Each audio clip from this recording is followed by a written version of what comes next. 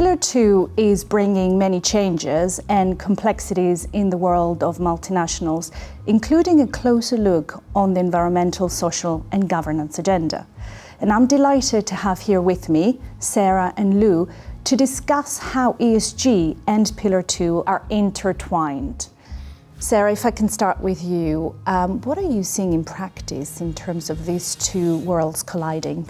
Well, in the past few months, we've had two sets of legislation that are putting a focus on country-by-country reporting. So we've got the BEPS Pillar 2 Safe Harbour legislation that is requiring country-by-country reporting data to be used in terms to measure whether a company meets those Safe Harbour requirements. And on the other hand, we've got EU public CbCR. So companies are going to have to publish their country-by-country reporting data. And it's not just the EU, we're also seeing this in Australia. It was just recently released legislation as well. So all of these things are putting pressure on a group's country-by-country reporting process, both on the data aspects and also on the process side as well, making sure that they can collect the data in time to meet the various disclosure requirements. Yeah, very, very good point. Lou, what are you seeing from the ESG angle? Yeah, I would echo what Sarah has said. BEPS and country-by-country reporting were designed to increase transparency. And from an ESG perspective, when we talk about tax transparency is one of the things that we always talk about.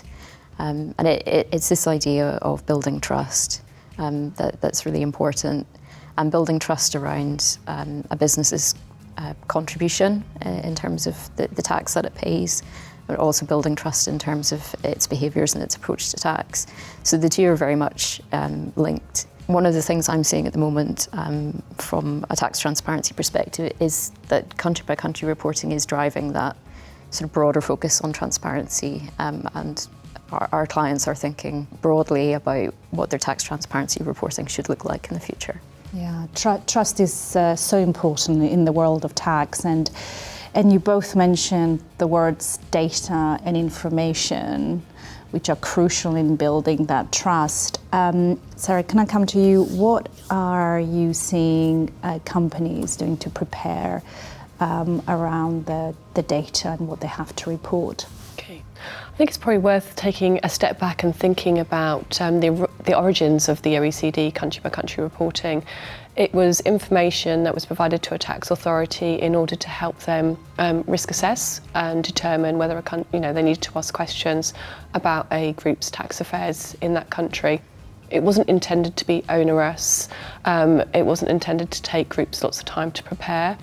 And therefore the legislation was light on definitions, light on guidance, and groups were able to interpret those rules. However, now it has more meaning in that it's going to be used as a measure for those safe harbours, and therefore the OECD has tightened up on its definition of the data that should be used for those processes. Therefore, groups are going to need to look at how they are pulling together that information to make sure that they meet the definitions and the qualify for that data to be used for the safe harbours. From a public perspective, the information is now going to be released without context. So when a tax authority uses it for risk assessment, they've got other information about the taxpayer, for example, the master file or local files or other data they've collected as part of the routine tax work. When that information is made public through the public country-by-country reporting, that context is no longer there. So groups are going to need to look at whether they need to add context when they publish that data. But also we've got a lot of new stakeholders.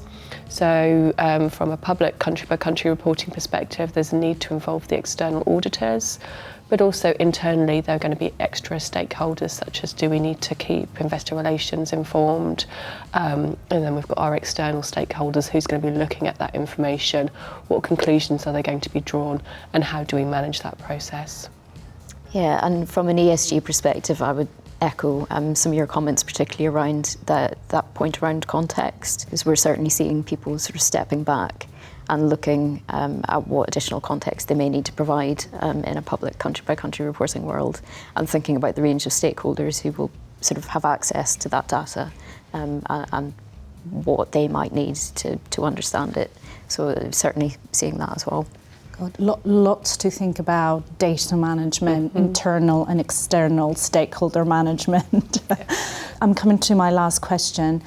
In summary, what would you advise tax leaders to be doing now in order to get ready for the future? Sarah? It's really in taking a health check. So looking at their current process, what is the data they're collecting, what data will they need to collect for the public CbCR and any extra data points that they need to be collecting. So actually looking at that whole process. What are they doing to the data at the moment? Are they having to rely on management information? Are they making adjustments to the data that they'll no longer be able to do in order to meet the qualified definition? So it's really a look at their process in detail to make sure that each step of that means that they will meet the qualification criteria. And also the process, engaging with the new stakeholders that they need when they're going to make this information public, and making sure that everything is aligned. And we know that time does go very quickly, so it's need to start looking at it soon. Yeah, and in addition to that, I think one of the things I would suggest is that our tax leaders step back and think about what they want that end state reporting to look like in 3 years' time. There's obviously a compliance journey to go on and to get ready for public country-by-country reporting, but thinking more broadly about the narrative, their approach to tax, whether there are additional metrics that they want to disclose. We have some clients who think about the total tax contribution point. Others will be engaging with their sustainability reporting teams to understand whether, from an ESG perspective, they're planning to report in accordance with some of the voluntary frameworks, and sort of building tax into that as well to align with those broader frameworks. So there's definitely a lot to think about, but yeah, stepping back and thinking, where do I want to be in 3 years' time, and sort of taking it from there. Yeah, definitely lots to think about, and taking action now. Thank you so much. That has been really insightful. Thank you.